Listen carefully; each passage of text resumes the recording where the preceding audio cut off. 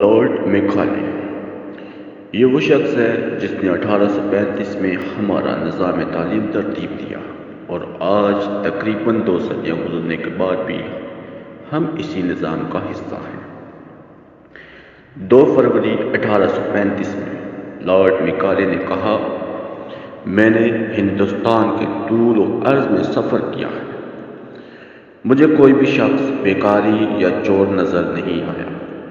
اس ملک میں نے بہت دولت لوگوں کی اخلاقی اقدار بلند ہے اور سمجھ بوجھ اتنی اچھی ہے کہ میرے خیال میں ہم اس وقت تک اس ملک کو فتح نہیں کر سکتے جب تک کہ ہم ان کی دینی اور ثقافتی اقدار کو توڑ نہ دیں جو ان کی ریڑھ کی ہڈی کی حیثیت رکھتی ہے۔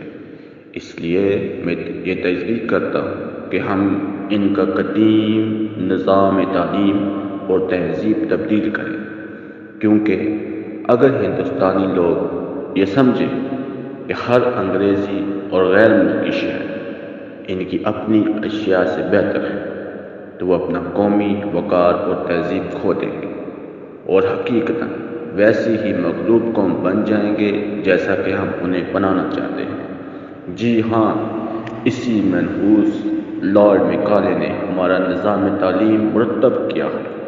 1835 میں انگلش ایجوکیشن ایکٹ بنایا گیا۔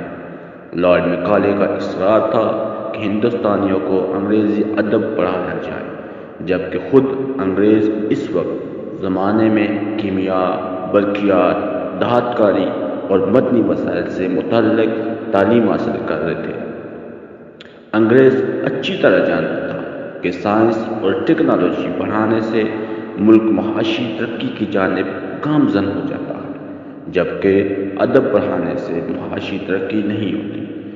ہمارے معاشرے میں سب سے بڑا علامہ، تعلیم دان، پروفیسر، سیاستدان، جج، وکیل، صحافی، پولیس افسر وہی ہوتا ہے جس کی انگلش زیادہ بہتر ہو، پھر چاہے وہ اصل علوم و فنون کی ابجد سے ناواقف ہو۔